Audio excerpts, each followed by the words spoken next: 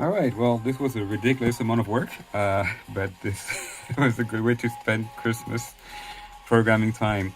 That's my LCA badge that's been hacked just a little bit. Those are the original two screens using I2C.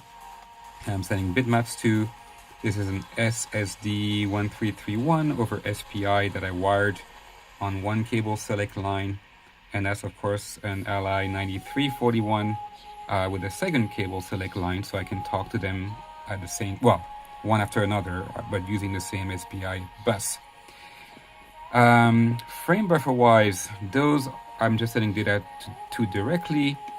This one I'm using the Arduino TFT library, but the GIF code, the diff decoding code that came with it was buggy for me. So I'm actually using mine that's built on from top of Framebuffer GFX.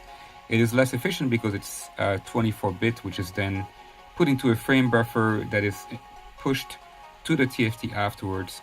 That's using extra memory that I don't need, but well, it works. That was a quick way to make it work. This screen is split in two because I just don't have enough memory on the ESP32 to hold the entire frame buffer. So the top is actually frame buffer GFX running fast LED libraries in 24-bit color. The bottom is a direct push to the Arduino TFT library using Adafruit calls, API calls. So that one is not actually using extra memory. But it's not a frame buffer, so you can't read back from it or do any of the cool things you can do with a frame buffer like this one here. This one actually, some of the code is reading pixels and moving them or mirroring them, stuff like that, which you could not do if you didn't have a frame buffer. So there we go. We have all three running at the same time, running on top of a little LiPo here. I have no idea how long it's going to last, but at least it's working for now.